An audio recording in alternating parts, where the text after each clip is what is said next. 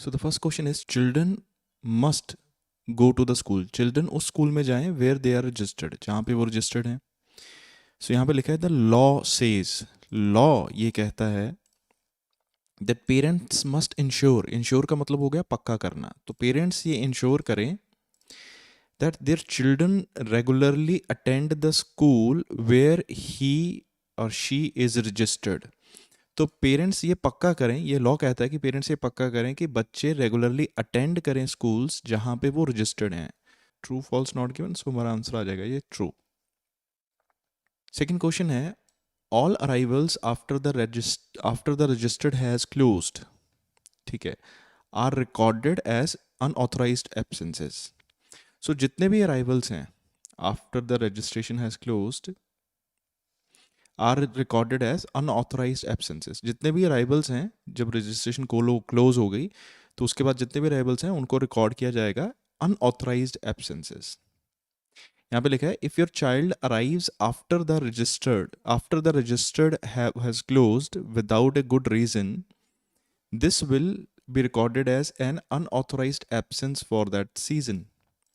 तो अगर register close हो गया है, रजिस्टर्ड इज क्लोज, बट यहाँ पे लिखा है विदाउट ए गुड रीज़न, अगर उनके पास अच्छा रीज़न नहीं है, अगर बच्चा आता है रजिस्टर्ड जब क्लोज हो गया उसके बाद उसके बाद आता है बिना किसी अच्छे रीज़न के, तो वो अनऑथराइज्ड एब्सेंस मानी जाएगी, रिकॉर्ड की जाएगी। लेकिन अगर कोई रीज़न ना हो, अगर मतलब इसका मतलब अगर उसके पास अगर रीज़न हुआ अच्छा, तो फिर वो अनऑथराइज्ड एब्सेंस नहीं होगी। तो फिर हम बोल सकते हैं कि सारे अराइवल्स रजिस्टर क्लोज होने के बाद अनऑथराइज्ड होंगे? नहीं, ऐसा हो सकता है कि किसी के पास वैलिड रीजन हो तो फिर उसका अराइवल अनऑथराइज नहीं होगा। सो इसलिए ये हमारा आंसर आ गया फॉल्स, क्योंकि अगर उसके पास अच्छा रीजन है तो वो अनऑथराइज नहीं होगा, तो हम सारे अराइवल्स को अनऑथराइज नहीं मान सकते। नेक्स्ट क्वेश्चन है if your child is absent from school you must send the school a letter to explain why. So child अगर एब्सेंट है स्कूल से तो आपको क्या करनी पड़ेगी, लेटर सेंड करनी पड़ेगी उस एक्सप्लेन करने के लिए वाई, ऐसा क्यों हुआ। so यहाँ पे लिखा है if your child has to miss school it is vital, अगर आपके बच्चे को स्कूल मिस करना है it is vital that you let the school know why preferably on the first morning of the absence. तो अगर बच्चा मिस करता है स्कूल तो आपको बताना पड़ेगा स्कूल को कि क्यों उसने ये मिस किया स्कूल, और first morning of the absence, जो पहली मॉर्निंग है ना, उसी समय बताना पड़ेगा कि उसने ऐसा क्यों किया, मतलब उसने मिस क्यों किया स्कूल को। तो इस केस में हमें ये नहीं पता कि लेटर यूज़ किया जाएगा कि नहीं यूज़ किया जाएगा, क्या वो कॉल से करेंगे या किससे मैसेज से करेंगे। सो इसलिए हमारा ये आंसर आ जाएगा नॉट गिवन। नेक्स्ट है स्टाफ, जो स्टाफ है who think a child is having difficulty at school will contact the parents। तो स्टाफ जो है वो पेरेंट्स को कांटेक्ट करेगा जो सोचता है कि बच्चे को डिफिकल्टी आ रही है स्कूल में। इफ़ यू नो और think that your child is having difficulty attending school you should contact the school. ठीक है, अगर यहाँ पे लिखा है अगर आपको ये पता है कि बच्चे को डिफिकल्टी आ रही है स्कूल में तो आप स्कूल को कांटेक्ट करें, लेकिन यहाँ पे ये नहीं लिखा कि स्टाफ को कांटेक्ट करना है पेरेंट्स को अगर वो सोचते हैं कि उनको डिफ़िकल्टी आ रही है स्कूल में। तो स्टाफ के बारे में हमें कोई इन्फॉर्मेशन नहीं गिवन, तो स्टाफ भी करेगा नहीं करेगा। सो इसलिए हमें नॉट गिवन आंसर देना पड़ेगा, क्योंकि हमारे पास कोई इंस्ट्रक्शन नहीं है स्टाफ क्या करेगा कि जब उसको पता लगा बच्चे को डिफ़िकल्टी आ रही है स्कूल में या नहीं। सो नेक्स्ट क्वेश्चन है School will contact other authorities about children who are frequently unauthorized absence, who take frequently unauthorized absence। तो स्कूल कांटेक्ट करेगा अथॉरिटीज़ को अबाउट चिल्ड्रन, अथॉरिटीज़ को कांटेक्ट करेगा बच्चों के बारे में who take frequent unauthorized absence। यहाँ पे है if your child is absent and the school either does not receive an explanation from you or considers the explanation unsatisfactory, it will record your child absence as unauthorized। ठीक है, तो यहाँ पे लिखा है कि उसकी एब्सेंस को अगर आप उसे एक्सप्लेनेशन नहीं देते कि बच्चा एब्सेंट क्यों हुआ है, ठीक है, तो उसकी या फिर आपकी जो एक्सप्लेनेशन है वो अनसेटिस्फैक्ट्री है, या तो आपकी एक्सप्लेनेशन अनसेटिस्फैक्ट्री है यहाँ पे, या फिर आपको एक्सप्लेनेशन देते ही नहीं है, तो आप जो बच्चे की एब्सेंस है वो अनऑथोराइज रजिस्टर कर ली जाएगी। लेकिन यहाँ पे अगेन यहाँ पे कुछ नहीं बताया गया कि अथॉरिटीज़ को कांटेक्ट किया जाएगा कि नहीं कांटेक्ट किया जाएगा, उसके बारे में हमें कोई इंस्ट्रक्शंस नहीं है, तो इसलिए इसका भी आंसर होगा नॉट गिवन। नेक्स्ट है write the correct letter A to G in the boxes 6 to 14 on your answer sheet, you may use any letter more than once. तो हमें बताना है कि यहाँ पे A to G ये किस सेक्शन में है। It overlooks a golf course या it has own parking space, तो ये हमें देखना है किस पैराग्राफ में है। तो यहाँ पे देखते हैं, one bedroom apartment with uninterrupted C view. यहाँ पे एक वन बेडरूम अपार्टमेंट है with uninterrupted C view. Interrupted होता है जिसमें कोई विघन हो, अनइंटरप्टेड मतलब जिसमें कोई विघन ना हो, मतलब उसमें कोई अड़चन नहीं आ रही, तो वो सी व्यू को देख सकते हैं, बीच में कोई भी अड़चन नहीं है। तो अगर हम देखें question number 9, the sea can be seen from it, तो ये हमारा आंसर आ जाएगा, 9th का क्वेश्चन आ जाएगा, आंसर आ जाएगा ए। सो आगे है, this is a small first floor apartment in well established apartment complex containing a range of leisure facilities and a supermarket for residents। तो यहाँ पे क्या है, एक सुपरमार्केट है फॉर रेजिडेंट्स, रेजिडेंट्स के लिए सुपरमार्केट है। तो यहाँ पे 12th आंसर आ जाएगा, it is a part of an apartment complex with its own supermarket. तो ये एक ऐसा अपार्टमेंट है कॉम्प्लेक्स, ऐसा कॉम्प्लेक्स अपार्टमेंट है जहाँ पे खुद की सुपरमार्केट है, तो ये हमारा आंसर आ जाएगा। सो ये भी हमारा आंसर कहाँ पे मिला, ए में। तो उसकी खुद की एक सुपरमार्केट है, सुपरमार्केट फॉर द रेजिडेंट्स। सो एक स्मॉल फर्स्ट फ्लोर अपार्टमेंट है अपार्टमेंट कॉम्प्लेक्स में, और यहाँ पे लेजर फैसिलिटीज़ भी हैं और एक सुपरमार्केट भी है रेजिडेंट्स के लिए। On the edge of the town but close to the cafe and restaurant, ठीक है, ये टाउन के एज पे है। On street parking is generally available, तो एक स्ट्रीट पार्किंग वहाँ पे अवेलेबल है। Spacious one bedroom apartment in a complex that has only just opened, so that has just opened, इससे हमें पता लगता है कि एक ऐसा कॉम्प्लेक्स है जो अभी ओपन हुआ है। So spacious one bedroom apartment in a complex that has just only just opened, ठीक है। तो यहाँ से हमें पता लगता है कि ये it is a new apartment complex, तो ये एक नया अपार्टमेंट कॉम्प्लेक्स है क्योंकि ये अभी अभी ओपन हुआ है। तो ये हमारा आंसर आ जाएगा बी, ठीक है। सो 5 मिनट वॉक फ्रॉम सी, तो सी से 5 मिनट दूर है, 5 मिनट वॉकिंग डिस्टेंस पे है। Private parking in front of building, तो प्राइवेट पार्किंग का मतलब प्राइवेट होता है खुद की। It has its own parking space, यहाँ पे आंसर आ गया, it has its own parking space, so हमारा आंसर आ जाएगा B. One bedroom cottage child's bed can also be provided, ठीक है। Large terrace with uninterrupted view of the river and mountains, यहाँ पे लार्ज टेरेस है जहाँ से हम रिवर और माउंटेन देख सकते हैं। तो इससे हमें क्लियर होता है कि it has a private outdoor area where you can sit. तो प्राइवेट आउटडोर एरिया, टेरेस क्या होता है, छत होती है, तो वो आउटसाइड एरिया होता है। So private outside area where you can sit. Next है two bedroom apartment in a complex with its own pool, तो ये एक टू बेडरूम अपार्टमेंट है कॉम्प्लेक्स में जहाँ पे खुद का एक पूल है। सो ओन पूल, यहाँ पे ऑप्शन है there is a swimming pool for residents for the apartment complex, ठीक है। तो ये हमारा 10th आंसर आ जाएगा, आंसर इज डी। एफ में है one bedroom first floor apartment, ठीक है, फर्स्ट फ्लोर पे वन बेडरूम अपार्टमेंट है, beautifully furnished offering A high standard of comfort, ठीक है, suited in a peaceful situated in a peaceful location on the edge of the inland village with attractive views of a golf course। so वहाँ पे एक golf course का view है, it overlooks a golf course, तो यहाँ पे हमारा answer आ जाएगा it overlooks a golf course। तो यहाँ पे अट्रैक्टिव व्यू है गोल्फ कोर्स का, सो ये एफ आंसर आ गया हमारा आंसर 6th। यहाँ पे एक और इन्फॉर्मेशन है, garage available by arrangement with the owner. तो गैरेज होता है एक तरह की पार्किंग, ये अवेलेबल हो सकती है by arrangement with the owner, अगर ओनर के साथ हम अरेंज करें, उसको बोलें कि अरेंज कर दे गैरेज, तो वो अवेलेबल हो सकता है। तो यहाँ पे हमारा आंसर आ जाएगा the owner will organise parking on request, so इसलिए 14th का आंसर आ जाएगा एफ। सो यहाँ पे in the centre of the town, so two bedroom apartment in central location, तो central location in the busy street with shops restaurants etcetera not far from the beach, the town has ideal facilities. तो central location में है ये, centre of the town, so इसलिए हमारा eighth है is the centre of the town, ये हमारा answer आ जाएगा जी। नेक्स्ट टॉपिक है GZJ ट्रैवल। वो यहाँ पे नो मोर देन 3 वर्ड्स, हम 3 वर्ड्स से ज़्यादा हम नहीं लिख सकते। तो ये रिक्रूटमेंट प्रोसेस है, यहाँ पे give proof of achievement so far both in education and in a dash. तो हमें प्रूफ देना है अचीवमेंट का, सो प्रूफ ऑफ अचीवमेंट का देना है किसमें, बोथ में, एजुकेशन में एंड इन ए डैश। तो यहाँ पे अगर हम पढ़ें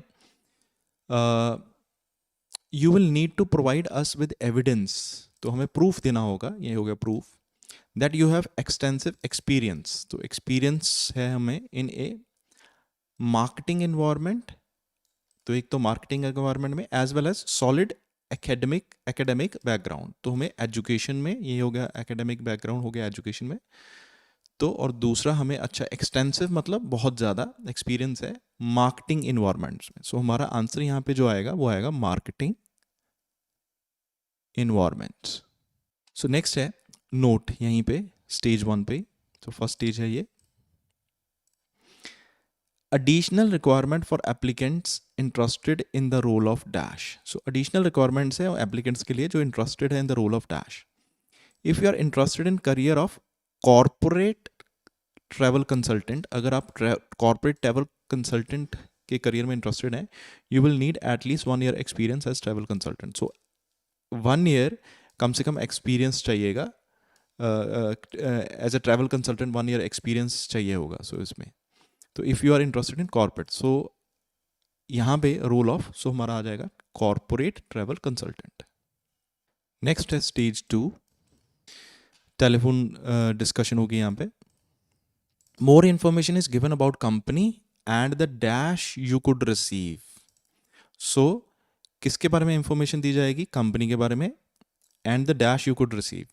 तो यहाँ पे अगर देखें stage 2, you will find out more about us. Us मतलब क्या हो गया, company, including the rewards on offer. तो आप उसके अलावा और कौन सी इंफॉर्मेशन मिलेगी, rewards.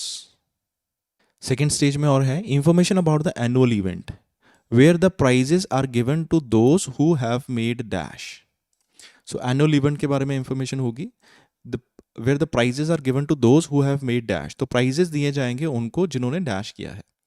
So for instance once a year मतलब annual, we like to acknowledge outstanding efforts and celebrate success with co-workers and we have prize given ceremonies designed to do just this। तो वो क्या करते हैं, we like to acknowledge outstanding efforts। तो वो outstanding efforts को acknowledge करते हैं, मतलब उनको गिफ्ट्स वगैरह या प्राइजेस देते हैं, सेलिब्रेट करते हैं वो।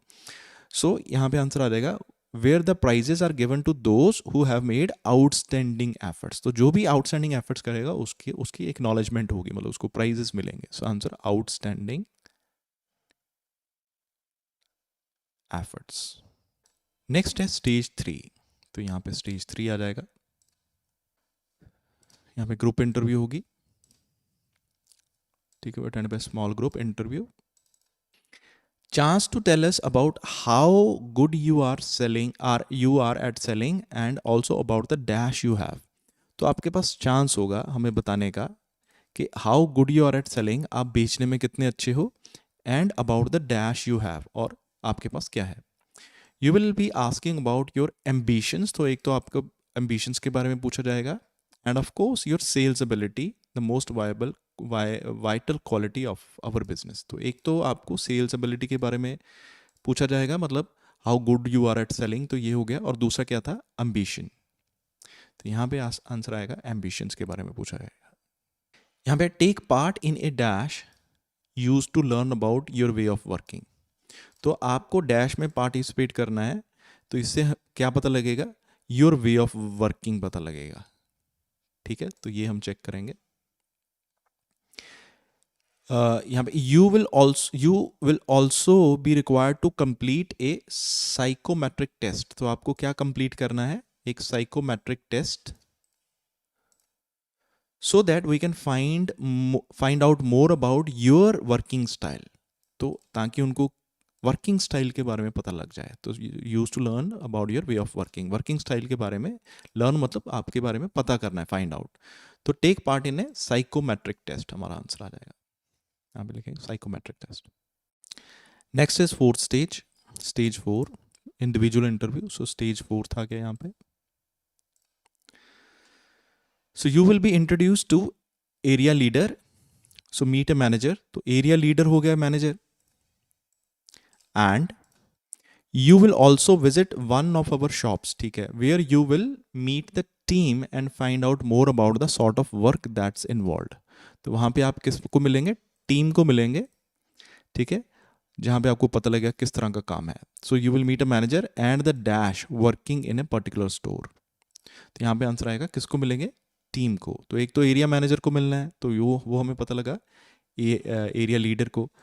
Where you will meet the team, तो एक तो इंट्रोड्यूस किया एरिया लीडर से तो उसको मिलेंगे, और दूसरा एंड द टीम, ठीक है, वहाँ पे काम करती हुई। So also visit one shop, one of our shops where you will meet a team. तो एक शॉप में जाएंगे उनकी, मतलब बहुत सारी शॉप्स हैं उनमें एक में जाएंगे जहाँ पे आपको टीम मिलेगी, तो देखेंगे वो कैसा काम करते हैं, ठीक है। नेक्स्ट फिफ्थ स्टेज, इसके बारे में कोई क्वेश्चन नहीं है, सो ये हमारा कंप्लीट हो जाएगा। नेक्स्ट 22 से 27 क्वेश्चन हैं, यहाँ पे नो मोर देन 2 वर्ड्स, सो हम सिर्फ 2 वर्ड्स लिख सकते हैं। तो यहाँ पे 22nd क्वेश्चन है, there are certain places in the building that staff should avoid unless they have dash. तो कुछ प्लेसेस हैं बिल्डिंग में जहाँ पे स्टाफ को अवॉइड करना चाहिए अनलेस दे हैव डैश। तो यहाँ पे आएगा do not enter restricted areas. So कुछ एरियाज हैं रिस्ट्रिक्टेड हैं, तो डू नॉट एंटर, वहाँ पे मत जाओ, अवॉइड करो जाना। विदाउट ऑथराइजेशन, मतलब अगर ऑथराइजेशन के बिना मत जाओ। तो अगर अनलेस यू हैव ऑथराइजेशन तो जा सकते हो, लेकिन नहीं है ऑथराइजेशन तो नहीं जा सकते। सो यहाँ पे आएगा ऑथराइजेशन। नेक्स्ट है to ensure people can get out easily. तो ये पक्का करने के लिए कि लोग आराम से बाहर चले जाएं, इट इज़ इम्पॉर्टेंट, ये इम्पॉर्टेंट है that there are no dash to exit, कि वहाँ पे कोई भी डैश ना हो एग्जिट की जगह पे या एग्जिट के लिए।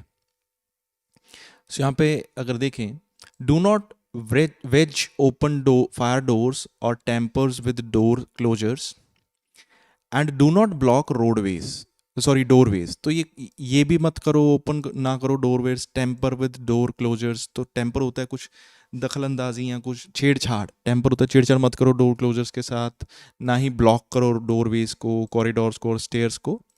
एज ऑब्स्ट्रक्शंस होते हैं अड़चने, में effect assess in the event of fire.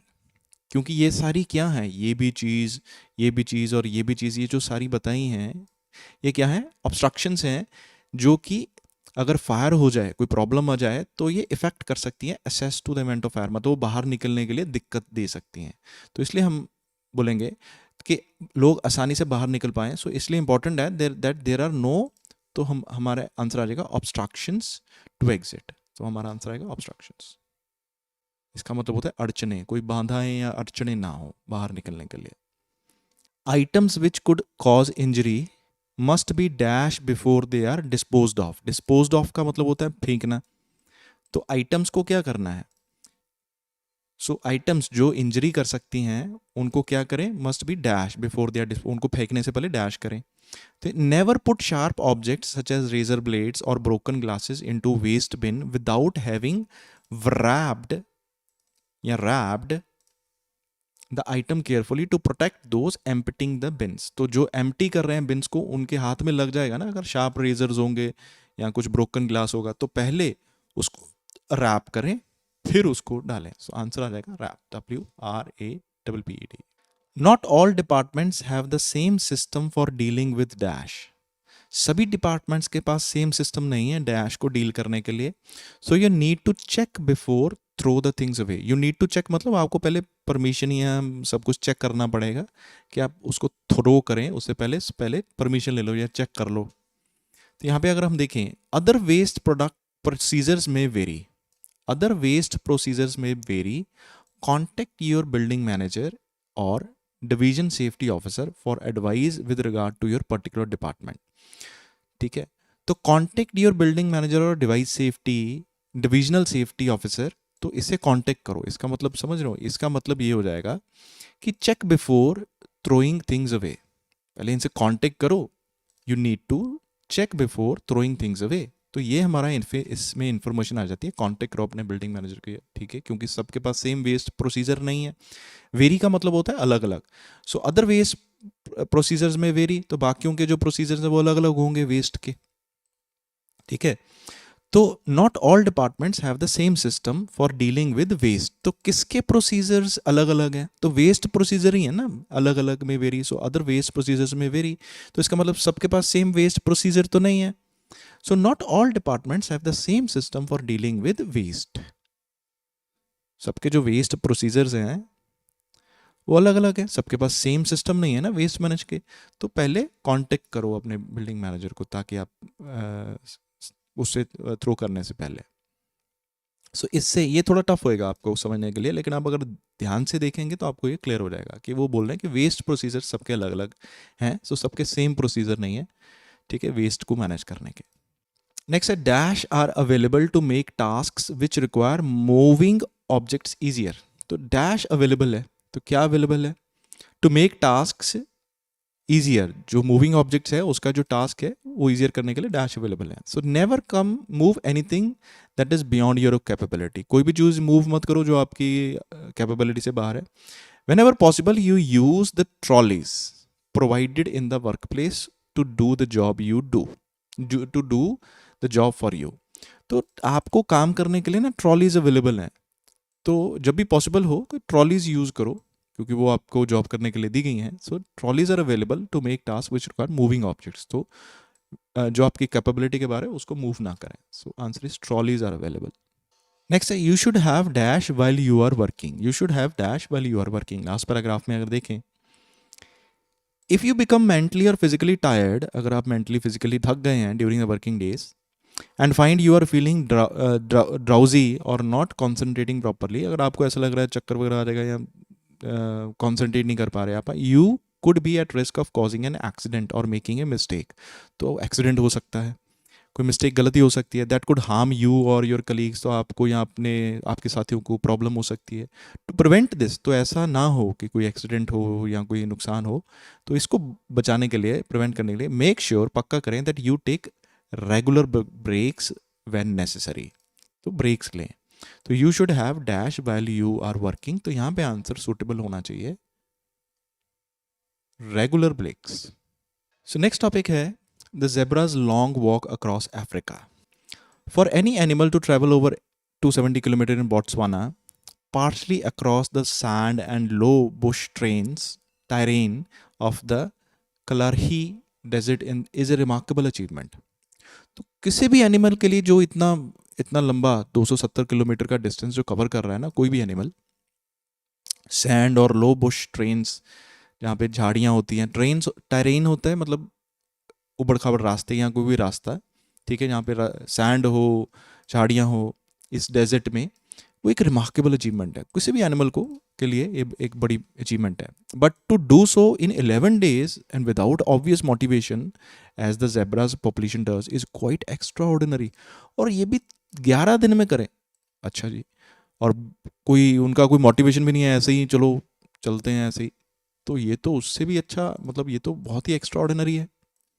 On average, their journey involves an exhausting round trip of 588 km between this salt plains area and this river, making it the second only to the greatest trek undertaken by the zebra's herd.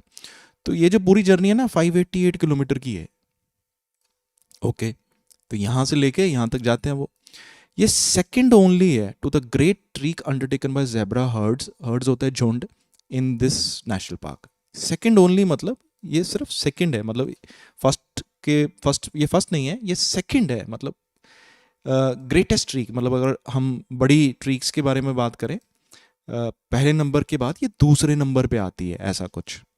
However, what is even more incredible still in my view is that until recently it was completely unheard of. और इससे भी बड़ी बात क्या है, incredible क्या है, कि यार इसके बारे में किसी ने सुना ही नहीं है। तो इसमें अगर हम मुझे आंसर टिक करना हो सेक्शन ए में, तो आई would go nearly a record in the zebra world. Nearly a record, क्यों? क्योंकि ये ऑलमोस्ट फर्स्ट पे आ जाता है, लेकिन ये ऑलमोस्ट ए रिकॉर्ड था, क्योंकि जो फर्स्ट पे होता तो रिकॉर्ड बन जाता ना। तो सेकंड जो सबसे लंबी जो ट्रिक है, मतलब जो वॉक है, वो करते हैं ये जेब्रा। सो आंसर हो जाएगा ये इसका 6। हैटी बैटलेम, सो ये कोई पर्सन होंगे, ये रिसर्चर है। Discovered this migration while she was tracking zebra group. तो उन्होंने ये डिस्कवर की माइग्रेशन जब वो जेब्रा ग्रुप को ट्रैक कर रही थी, ऑफिशियली नोन एज हेरम्स, जिनको ऑफिशियली क्या बोलते हैं, हेरम्स बोलते हैं, बाय द ओरोखावानो रिवर फॉर हर पीएचडी। तो बेसिकली ये जो पर्सन है, ये जो लड़की लेडी है, उसने डिस्कवर की ये माइग्रेशन जेब्रा ग्रुप की, जब वो ट्रैक कर रही थी जेब्रा ग्रुप, जिनको हेरम्स बोलते हैं। किसके लिए कर रही थी यहाँ पे? वो अपनी पीएचडी के लिए कर रही थी। मतलब उसका जो एग्जैक्ट एम था, the original aim of the work, वो क्या था कि उसे पीएचडी करनी थी। तो पीएचडी के लिए वो पूरा ये काम कर रही थी। तो इसलिए हमारा जो आंसर आ जाएगा वो आ जाएगा 8th।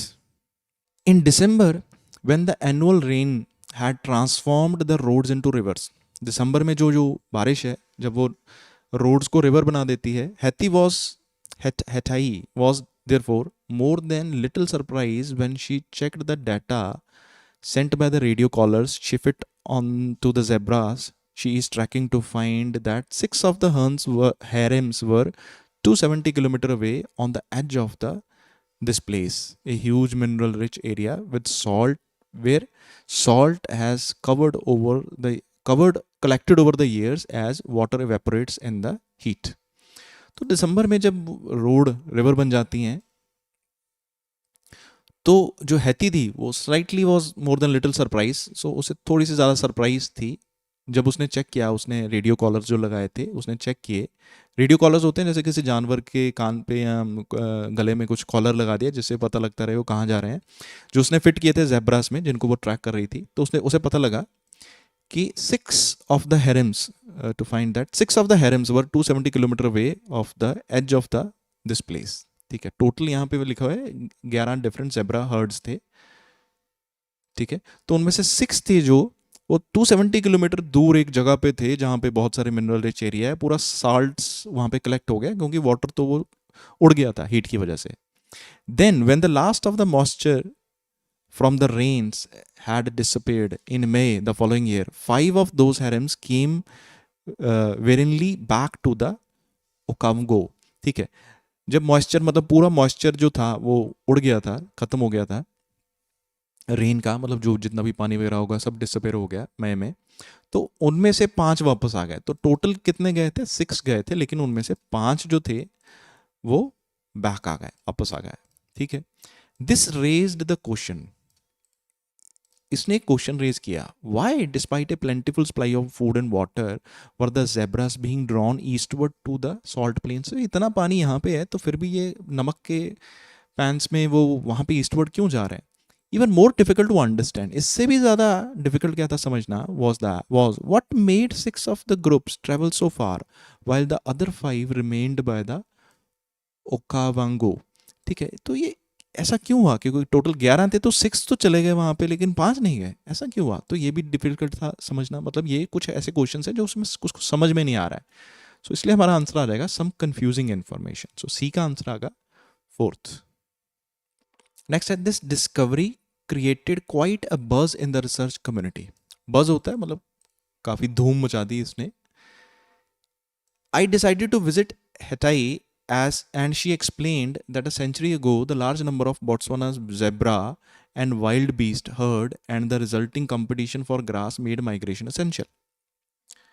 तो मैंने डिसाइड किया हैती को विजिट करना। तो उसने एक्सप्लेन किया कि कुछ एक सदी पहले, 100 साल पहले, बहुत सारे बोट्सवाना जेब्रास और जो वाइल्ड बीस्ट जो थे, हर्ड्स मतलब जो जंगली थे, and the resulting competition for grass, तो मतलब उनका जो कंपटीशन था ग्रास के लिए, में भी ग्रास खत्म हो रही होगी और वो दोनों जेब्रा और जो वाइल्ड बीस्ट थे वो compete करते होंगे, तो उसकी वजह से माइग्रेशन एसेंशियल हो गई। क्योंकि बट ऑब्वियस है ग्रास कम हो जाएगी कंपटीशन की वजह से, दोनों किसको मिलेगी तो वो माइग्रेट करेंगे। One of the migration tracks went from this place to this place. तो एक माइग्रेशन ट्रैक तो यहाँ पे ओकावागो तो यहाँ से जाता था, but in the late 1960s giant fences were put up. Giant होता है बहुत बड़ी, फेंसेस होता है चार दीवारी, were put up to stop foot and mouth and other diseases spreading between wild life and domestic cattle.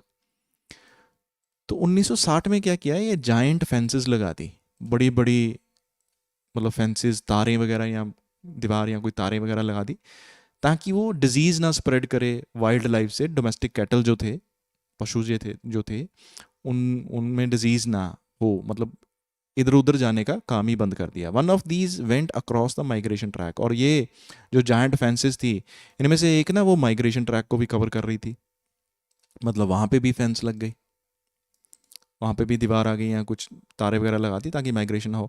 दो the animals could get around the obstacle, each leg of their journey would now be 200 kilometre longer. हालांकि जो animals थे वो gate around the ऑब्स्ट्रैकल, मतलब round the ऑब्स्ट्रैकल क्या होता है, जैसे यहाँ पे कोई ऑब्स्ट्रैकल आ गई तो जो फिर एनिमल है वो सीधा थोड़ी जाएगा इधर से, तो वो क्या करेगा, यहाँ से निकल के फिर पूरा आगे जाएगा। लेकिन उसकी वजह से फिर 200 किलोमीटर लॉन्गर पड़ता उनको। An impossible distance given the lack of permanent water on the extended route. तो फिर वही तो इम्पॉसिबल था क्योंकि वहाँ पे पानी है नहीं, परमानेंट पानी नहीं है। इवन टुडे, आज भी, with the fence gone, fence तो चली गई है, it has taken down in 2004, ठीक है फेंस तो चली गई, there is dangerously little drinking water to support the zebra on the return journey to the Okavango. तो आज भी 2004 में वो फेंस भी ख़त्म कर दी थी, लेकिन आज भी वहाँ पे इतना पानी है ही नहीं कि वो जेब्रा को पूरी जर्नी के लिए सपोर्ट कर पाए। तो इसकी अगर हम आंसर को अगर टिक करना हो डी सेक्शन, सो हमारा आंसर आएगा an obstruction on the traditional route. जो हमारा रूट था वहाँ पे एक अड़चन लगा दी गई थी, तो जायंट फेंसेस लगा दिए गए थे 1960s में, हालांकि 2004 में हटा दिए थे, लेकिन जायंट फेंसेस लगा दिए थे। जो जो ट्रेडिशनल ट्रैक था, माइग्रेशन ट्रैक था जहाँ पे जेब्रा आते जाते थे, तो हमारा आंसर आ जाएगा true. As zebra can live up to 20 years, zebra 20 साल रह सकते हैं, the migration must have skipped at least one generation during the 40 or so years that the fences were up. तो 20 साल तो जेब्रा रहता है, उनकी उम्र होती है, तो लेकिन जो फेंसेस थे वो तो 40 साल थे, ठीक है। तो migration must have skipped at least one generation, तो एक जनरेशन तो निकल गई होगी, क्योंकि 40 साल फेंस है, जेब्रा की उम्र तो 20 साल होती है, तो 20 साल होके 40 साल होगी, तो एक जनरेशन क्या हो गई, स्किप हो गई होगी। वन जनरेशन तो स्किप होगी, स्किप मतलब कि एक जनरेशन अब माइग्रेट कर नहीं पाएगी। दिस प्रॉम्प्ट अनदर क्वेश्चन, तो इसकी वजह से हमारे पास एक और क्वेश्चन आता है, ठीक है। अनदर मतलब एक और क्वेश्चन आता है। It has always been assumed, ये माना गया, that the young of social herbivores like zebra, ये जो बच्चे होते हैं ना, यंग मतलब ये जो बच्चे होते हैं, यंग होते हैं, ये सोशल हर्बीवोर्स जो घास वगैरह खाते हैं जैसे कि zebra, learn migratory behaviours from their parents. ये ना पेरेंट्स से माइग्रेटरी बिहेवियर सीखते हैं, मतलब किस जगह कहाँ माइग्रेट करना है, तो ये अपने माता पिता से सीखेंगे। So how did the latest generation learn when and where to go. अच्छा, तो ये जो लेटेस्ट जनरेशन थी, आज की जो जनरेशन है, इन्होंने कहाँ से सीखा पे कहाँ जाना है, क्योंकि एक जनरेशन तो स्किप हो गई, क्योंकि फैंस लगे थे, वो तो माइग्रेट की नहीं, तो फिर एक जनरेशन तो स्किप हो गई, तो फिर इन्होंने कहाँ से सीखा, क्योंकि इनके पेरेंट्स तो गए नहीं थे, फेंसेस लगी हुई थी, not from their parents, parents से नहीं देखा। हु वर परसीव्ड फ्रॉम और who were prevented from migrating, तो पेरेंट्स से तो सीखा ही नहीं होगा, क्योंकि उनको तो रोक दिया था माइग्रेट करने के लिए। Did they follow another species such as elephants, question mark है। तो क्या इन्होंने कुछ और स्पीसीज को देखा एलिफेंट को, वी में नेवर नो, हमें शायद पता ही ना लगे। तो इसका मतलब ये हमें आंसर पता नहीं है। अच्छा, तो इसका आंसर आ जाएगा how the information passed on. ये इंफॉर्मेशन पास ऑन कैसे हुई, सो answer is how was the information passed on, so answer 9th आ जाएगा। तो इस ऐसा क्यों बोल रहा हूँ कि how the information was passed on, क्योंकि पेरेंट्स ने तो दी नहीं, क्योंकि उनको तो रोक दिया था, प्रिवेंट कर दिया था माइग्रेट करने के लिए, तो फिर उन्होंने सीखा कहाँ से, कैसे कहाँ से लर्न किया कि कहाँ जाना है। तो शायद किसी और एनिमल से सीखा, बट हमें नहीं पता ये कहाँ से सीखा, तो कहाँ से सीखा होगा। सो क्वेश्चन आ गया 9, सॉरी ई का आंसर आ गया 9th। एफ है Hattie's data pointed to the conclusion. तो हैथी का जो डाटा है वो एक कंक्लूजन को पॉइंट करता है, पॉइंट का मतलब बताता है, that there are several zebra population adopting different behaviours. So बहुत सारे जेब्रा पॉपुलेशन हैं जो क्या अडॉप्ट कर रहे हैं, डिफरेंट बिहेवियर्स अडॉप्ट कर रहे हैं, ठीक है। द फर्स्ट, अच्छा यहाँ पे फर्स्ट है तो इसका मतलब सेकंड भी होगा, अच्छा सेकंड भी है, अच्छा यहाँ पे the second,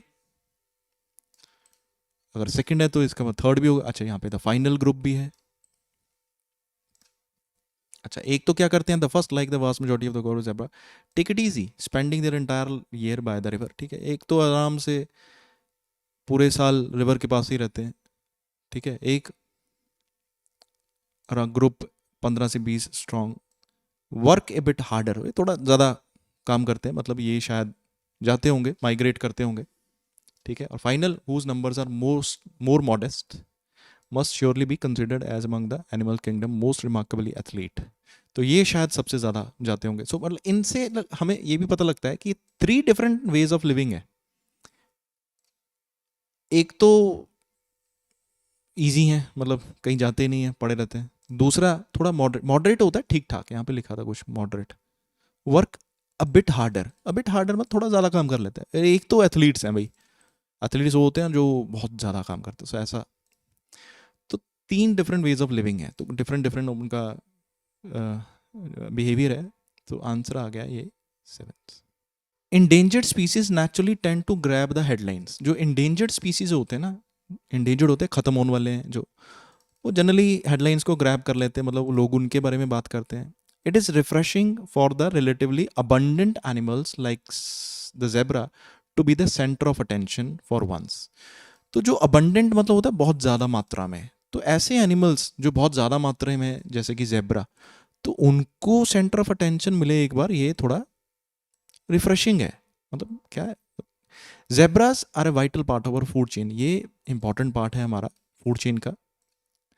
understanding their migration in turn helps us to interpret the movement of their predators.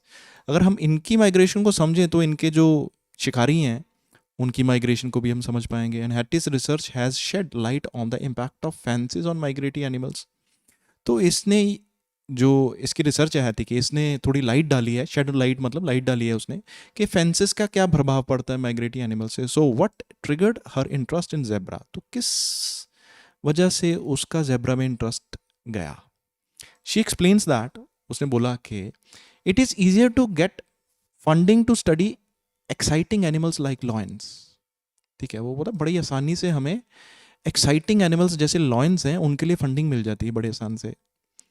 Crucial as that undoubtedly is, चाहे ठीक है लॉयंस के बारे में कितना भी ये इंपॉर्टेंट हो, लॉयन ठीक है क्रूशल है, अनडाउट है, मतलब ऐसा कोई डाउट नहीं है, ये क्रूशल है। शी बिलीव्स दैट हर्बीवोर्स जो घास खाते हैं लाइक जेब्रा आर की टू अंडरस्टैंडिंग एनी इकोसिस्टम, ठीक है। वो बोलती है लॉयन के बारे में पढ़ करनी चाहिए क्योंकि उसमें फंडिंग तो वैसे आसानी से मिल जाती है और क्रूशल भी है, इसमें कोई डाउट नहीं है, लेकिन वो बिलीव करती है कि हर्बीवोर्स जो है ना, इकोसिस्टम को समझने के लिए ये सबसे इंपॉर्टेंट है। अगर मतलब इकोसिस्टम को समझना है तो लॉयन की जगह जेब्रास को समझो। The scientific community is fortunate that people like Hattie are willing to take the hard option, तो ये जो साइंटिफिक कम्युनिटी है ना, ये किस्मत वाली है क्योंकि यहाँ पे हैती जैसे लोग हैं जो हार्ड ऑप्शन लेते हैं, क्योंकि मे बी शायद इसको फंडिंग नहीं मिलती होगी, लायंस के लिए आसान है, लेकिन इसको भी तो समझना ज़रूरी है। तो ये जो आंसर है G, section G, why it is important to study zebra, तुम्हारा आंसर ये आ जाएगा। सो इसलिए हमारा आंसर आएगा 10th। 35 से 37 क्वेश्चन है, no more than one word only, तो एक ही वर्ड यूज़ कर सकते हैं हम। Zebras tend to live together in small units which experts call dash, तो जेब्रा जो है वो इकट्ठे रहते हैं, लिव टुगेदर मतलब इकट्ठे रहते हैं स्मॉल यूनिट्स में, एक्सपर्ट्स उनको क्या बोलते हैं, डैश।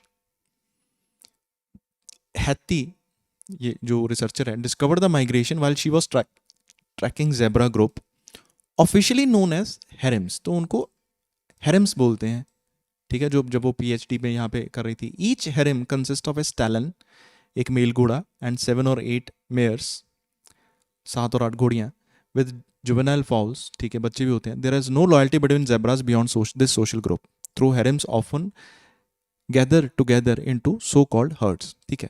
तो एक छोटा सा ही होता है, यहाँ पे एक घोड़ा होता है, 7-8 घोड़ियाँ होती हैं, बच्चे होते हैं, ठीक है। तो सो ये छोटे ग्रुप को क्या बोलते हैं, हेरम्स। तो एक्सपर्ट्स क्या को बोलते हैं इसको, ऑफिशियली नोन एज हेरम्स। तो यहाँ पे इसका नाम हो गया harem, HAREMS। Here the male zebra, ये जो हो गया stallion, has charge of a number of adult dash and their youngs. तो यहाँ पे मेयर्स आ जाएगा, MERES। नंबर ऑफ मतलब नंबर ऑफ मतलब 7-8 होंगी mares, MERES, and their youngs मतलब juvenile foals. These units sometimes assemble in bigger grouping. तो ये जो छोटे छोटे यूनिट्स हैं ये बिगर ग्रुपिंग में असेंबल होता है, इकट्ठे हो जाना है, इकट्ठे हो जाते हैं बिगर ग्रुपिंग में और dash. But it is still clear that the zebra's loyalty only extends to small unit they live in. ठीक है, ये बड़े ग्रुप में तो आ जाते हैं लेकिन इनकी जो लॉयल्टी है ये बस वो छोटे, वो जो ग्रुप होता है एक घोड़ा और बाकी 7-8 घोड़ियाँ, उनके बीच में ही होती है loyalty. There is no loyalty between zebras beyond this social group. ठीक है, उनमें ही लॉयल्टी होती है, उसके बाहर कोई लॉयल्टी नहीं होती। Though harems often gather together into so called herds. लेकिन ये बड़े ग्रुप में इकट्ठे होते हैं जिनको क्या बोलते हैं, हर्ड्स। तो इसलिए हमें बोलेंगे these units sometimes assemble in A bigger grouping और हर्ड्स, HERDS। बट इनकी जो लॉयल्टी है वो स्मॉल यूनिट में ही रहती है। How did Hettai feel when she heard some of the zebras had traveled so far? तो उसको कैसा फील हुआ when she heard some of the zebras have traveled so far? जब उसको पता लगा कि कुछ zebras बहुत दूर चले गए। तो यहाँ पे था she was a little surprised. Hetty was more than a little surprised. वो थोड़ी सी सरप्राइज थी जब उसको पता लगा कि उन्हें कॉलर्स का डाटा जब चेक किया तो वो बहुत दूर चले गए, 750 270 किलोमीटर दूर हैं। ठीक है, सॉल्ट वाले एरिया में। Then when the last of the must of the run, ठीक है, तो उनमें से 5 वापस आ गए। This raised the question why despite plenty supply, मतलब बहुत सारी फूड और वाटर होने की बावजूद वो इतनी दूर क्यों गए सॉल्ट प्लेन्स में। और दूसरा, 6 वहीं क्यों रहे। ठीक है, तो इसकी वजह से अगर हम देखें, अनॉयड होता है कि वो गुस्से है। ठीक है, एंग्री है, तो अनॉयड का मतलब हो गया एंग्री। तो एंग्री तो नहीं थी वो, अनॉयड तो नहीं थी। डिसअपॉइंटेड, वो डिसअपॉइंटेड थी, डिसअपॉइंटेड तो नहीं थी, वो तो सरप्राइज थी। डिसअपॉइंटेड थी, नो, गलत हो जाएगा। फ्रस्ट्रेटेड थी, फ्रस्ट्रेटेड क्यों होंगी, नहीं ऐसा भी नहीं है, फ्रस्ट्रेटेड। सो अनॉयड थी क्योंकि she would have to follow them, उसको फॉलो करना पड़ेगा इतनी दूर, ऐसा नहीं है। Disappointed, not all of them made, ऐसा नहीं है सारे नहीं गए। अच्छा, डिसअपॉइंटेड थी नहीं, वो कंफ्यूज थी भाई ऐसा क्यों हुआ। फ्रस्ट्रेटेड थी as the rain has made the road unusable, road अब अनयूजेबल हो गए, तो फ्रस्ट्रेटेड थी ऐसा नहीं है। Unsure as to their real motive for going, हाँ ये ठीक है, डी आंसर आ जाएगा कि उसको पता नहीं था वो क्यों जा रहे हैं ऐसे, क्योंकि बहुत सारे क्वेश्चन थे, इतनी दूर चले गए यार, समझ में नहीं आ रहा ये गए क्यों, तो डी आंसर आ जाएगा। ठीक है, तो वो सरप्राइज थी, सरप्राइज वाला क्वेश्चन सेक्शन तो यहाँ पे आया नहीं, चलो, बट हमें ये डी आंसर जरूर क्लियर हो जाएगा। So answer is D. 39th question है, when describing the different Botswana zebra population, जब वो डिफरेंट बोट्सवाना की जेब्रा की पॉपुलेशन को डिस्क्राइब कर रही थी। ठीक है, तो यहाँ पे था वो 3 तरह की, so there are several zebra population with different behaviours. तो फर्स्ट था, सेकंड था और फाइनल ग्रुप था। तो एक तो लेज़ी था, मतलब ज़िंदगी को इजी ले रहा था, वो पूरा साल रिवर पे रहते थे। एक थोड़ा बहुत हार्डर काम करते थे। ठीक है, 15 ग्रुप 15-20,000। ठीक है, स्ट्रॉन्ग अ बिट हार्डर। ठीक है, ये जाते थे 30 किलोमीटर मूव कर रहे थे। Okay, often moving 30 kilometre in search of fresh grazing, 30 kilometre जाते थे दूर। और जो लास्ट ग्रुप था वो तो एथलीट था। ठीक है, वो पूरे सॉल्ट प्लेन्स को जाता था। But the price they pay is an extraordinary journey across Botswana. ठीक है, तो अगर हम बोलें तो द राइटर इंडिकेट, क्या इंडिकेट करती है, his admiration for the ones who migrate to the furthest distance, वो एडमायर करती है या करता है। सिंपथी, सिंपथी होता है किसी को दिलासा देना, for the ones who stay bye the river, जो रिवर के पास रहे उनके लिए सिंपथी है, चलो कोई बात नहीं। डिसबिलीव, मतलब उसको बिलीव ही नहीं हो रहा that those of the Boteti have difficult finding food, मतलब उनको फूड ही नहीं मिल रहा, वो बिलीव नहीं कर पा रही है। एंजाइटी, वो चिंतित है, उसको चिंता है कि ये माइग्रेशन पैटर्न शायद और चलेगा नहीं, तो ये देखो, ना ही उसको चिंता है, ना सिंपथी है किसी की, ना डिसबिलीव है, उसको एडमायरेशन है। एडमायरेशन कैसे? वो बोल रहे कि but the price they pay is N extraordinary journey across Botswana. जो प्राइस वो पे करते हैं वो एक एक्स्ट्राऑर्डिनरी जर्नी है बोट्सवाना में। तो यहाँ पे जब तीनों की वो बिहेवियर बता रही थी, तो एक तो रिवर पे ही रहते हैं, इजी लेते हैं, कुछ थोड़ा बहुत काम करते हैं, और तीसरा जो फाइनल ग्रुप था वो एथलीट है, वो रिमार्केबल डिस्टेंस कवर करता है, must surely be considered as among the animals kingdom most remarkable athletes. तो एनिमल के किंगडम के सबसे बड़े एथलीट्स, रिमार्केबल एथलीट्स हो गए, तो पूरा जाते हैं ये, ठीक है, एक्स्ट्राऑर्डिनरी जर्नी करते हैं। सो आंसर वुड बी, ना ही उसको सिंपथी ऐसा कोई इन्फॉर्मेशन है, ना ही डिसबिलीव है, ना ही एंजाइटी है, so answer would be A. Admire करती है, वो इतनी दूर जाते हैं। लास्ट है, what does the writer suggest in the final paragraph. तो फाइनल पैराग्राफ ये है, तो क्या सजेस्ट करता है writer? Too much time has been wasted. तो बहुत सारा टाइम वेस्ट हो गया, ऐसा तो नहीं था, क्योंकि फाइनल पैराग्राफ हमने पढ़ा था, उसने बोला था कि ये वाइटल फूड चेन का पार्ट है। तो उसने बोला था कि लाइन्स के लिए तो आराम से फंडिंग मिल जाती है, और ठीक है, ये इनको समझना क्रूशल भी है, इंपॉर्टेंट भी है, बट वो बिलीव करती थी कि भाई हमें जेब्रास को समझना चाहिए अगर इकोसिस्टम को समझना है तो। और साइंटिफिक कम्युनिटी, उसने बोला था कि किस्मत वाली है क्योंकि हैती जैसे पर्सन है उसके उसके पास, क्योंकि वो हार्ड ऑप्शन लेते हैं, जो सब कर रहे हैं वो नहीं कर रही। It is sometimes necessary to do go against the trend in research matters में भी हो सकता है। Research will result in ban on fences. तो रिजल्ट की, इसके रिसर्च की वजह से फेंसेस पे रोक लग जाएगी, ऐसा तो नहीं है। Research into the animal which are not endangered will increase. ठीक है, रिसर्च उन एनिमल्स के जो इंडेंजर्ड नहीं है उन पे जो रिसर्च है वो इंक्रीज हो जाएगी।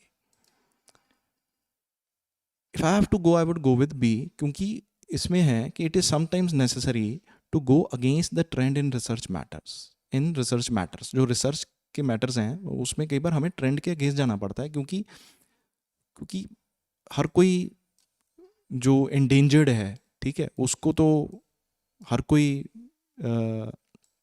हेडलाइंस तो उसको हर कोई मिल जाती है, और वो सभी उसके लिए करते हैं, रिसर्च करते हैं, लेकिन उनके लिए कोई नहीं करता जो अबंडेंट में हो, मतलब बहुत ज़्यादा हो। तो कई बार हमें ट्रेंड के अगेंस्ट भी जाना ज़रूरी होता है कुछ करने के लिए, इकोसिस्टम को जानने के लिए। So answer I would go with B. इसकी वजह से इंडेंजर्ड स्पीसीज में इंक्रीज होगी रिसर्च, नहीं होगी, मुझे मे बी इंक्रीज होगी, मे बी नहीं इंक्रीज होगी, इसके बारे में हमें कुछ नहीं पता। तो बैन हो जाएगी फेंसेस में, ये भी क्लियर नहीं है। और लायंस, बहुत सारा वेस्ट हो गया time on research into predators, ऐसा भी नहीं है। तो वो ठीक है, उसको भी क्रूशल है, उसका भी अनडाउटेबली वो भी क्रूशल है, लेकिन ये भी इंपॉर्टेंट है। So this was the reading. I hope आपको ये सारी समझ आई होगी। अगर आपको ये रीडिंग समझ आई है, so please share it with others, और प्लीज़ कमेंट के अगर आपको कोई चीज़ नहीं समझ में आई, ताकि मैं उसको नेक्स्ट टाइम अच्छे से एक्सप्लेन कर पाऊँ।